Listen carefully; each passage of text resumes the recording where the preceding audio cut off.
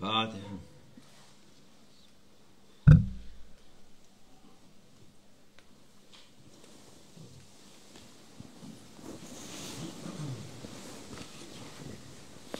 Selamun Aleyküm. Bismillahirrahmanirrahim. Ve salatu ve selamu ala Resulina Muhammedin seyyidil evvelin ve seyyidil meded ya Resul meded ya saadat ashabı meded ya meşayihina destur ve neşâbullah ferzâ hasan şeyh Muhammed nazım hakkâni meded tarikatuna as-suhba vel hayru fil cemiyye.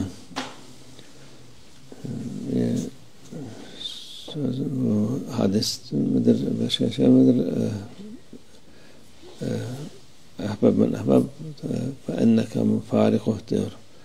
Yani ne kimi seversen o muhakkak en sonda ayrılık olacak.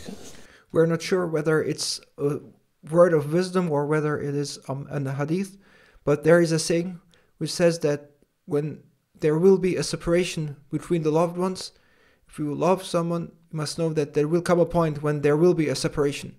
Dünyada herkes bir zamanı gelip in this world, everyone has a predetermined time when one's time in this world will end. Dünyadan ayrılır. And when your term is finished in this world, you will leave this world. Ahbaplarından, sevdiklerinden. You will leave your loved ones, you will leave your friends and those who were dear to you. Ayrılır gider. Onun için you will leave your loved ones behind and you will pass on away from this world. Bu dünya daim bir şey değil. This world is not a place to stay forever. Daim olan Allah Azze ve Celle'dir. He Almighty Allah is the only one who is going to last and forever. Ondan sonra ahirette devamlık. He Almighty Allah is the eternal one, and the place that is going to be forever is the hereafter. Ahiretten sonra bu dünyadaki o şeyi geçmesi lazım insanların. It is part of our existence that we have to go through this world, but this world is only a temporary place, and from this world we will pass on to the hereafter, which is going to last forever. Bir şekilde işte geçiyor. And this life in this temporary world happens in one way or the other. Şöyle yapsaydık bu olurdu, böyle yapsaydık bu olmazdı diye insanlar boş boş hayıflanır. But there's no reason for regret for this temporary life. Don't say things like, if I only had done this, if I only had done that, things would be like this, things would be like that. There's no reason to regret the way of how things are in this world. Durur. Allah Azze ve Celle'nin dediği oluyor. Because in the end, it always happened as Allah Almighty wants things to happen in this world. Bir sebep halk ediyor ki it is Him, Allah Almighty, who is the creator of reasons and causes. Ya hastalık ya başka Allah muhafaza etsin, harptı, darptı, kazaydı, şuydu buydu. And thus people become sick, or there is an accident, or may Allah Almighty protect, there may be war, there may be different causes. O insan dünyadan ayrılması için bir sebep var.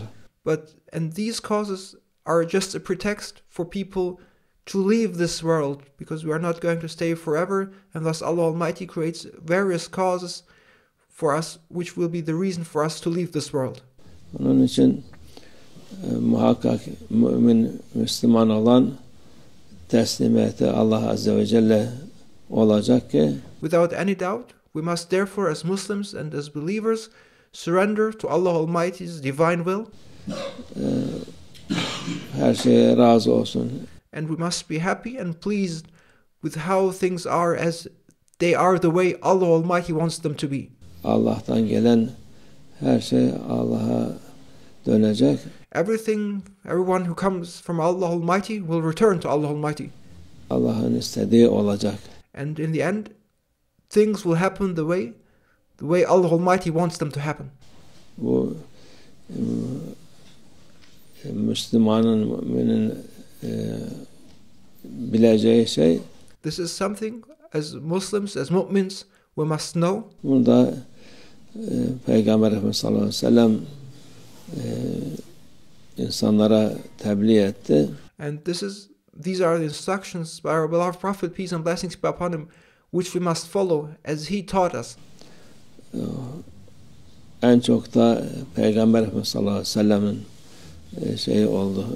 And no one underwent or experienced the hardship our beloved Prophet, peace and blessings peace be upon him, had to undergo. Bütün çocukları hayattayken o ahirete intikal etti.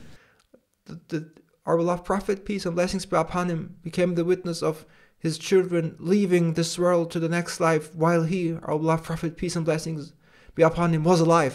Yani başkası Peygamber Efendimizin hiçbir şeyi olmadı demesin diye.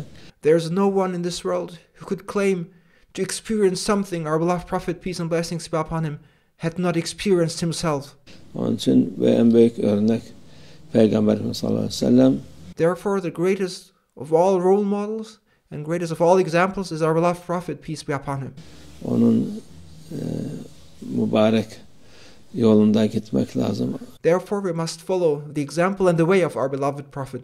Ona giden insan rahat eder. Yani And those who follow his way will find comfort. bu kimse dünyada kazık çakacak değil derdi. Baba öyle demişti. Ara hastaydı. And Maulana Shaykh Nazim said, and used to say, and he said one time he was seriously ill, that nobody is going to put a pole into this world to which he is going to stick forever. Hadi gidin burada kazık çakacak değiliz biz. Herkes gidecek ahirete onun için. And he said, Maulana Shaykh Nazim, nobody is going to put a pole into the ground of this world and stick to it forever. Every one of us is going to leave this world and go on and move on to the hereafter. Ona göre amel edin. Therefore, act accordingly. Ahirette ayrılık yok. And act accordingly to win the hereafter, because you must know that there's no separation in the hereafter. Dünyada ayrılık var, ahirette ayrılık yok. There's separation in this world, but there's no such thing as separation in the hereafter. Allah ayırmasın hepimizi doğru yoldan. May Allah Almighty not separate us from the right way. İnşallah cennette oluruz hep beraber. And may we all be together in the hereafter in paradise. Allah ölenlere rahmet eylesin. May Allah Almighty shower His mercy on the deceased ones. Ailelerine sabır versin. And may Allah Almighty give their families patience. Bu gece bizim bir ihvan, çok sevdiğimiz bir ihvan Sri Lanka'da kaza geçirip. Today, one of our brothers in Sri Lanka, whom we loved very much, passed away during an accident. Ahirete intikal etti. He passed away and moved on to the hereafter. Allah rahmet eylesin. May Allah Almighty shower His mercy on him. Fatiha.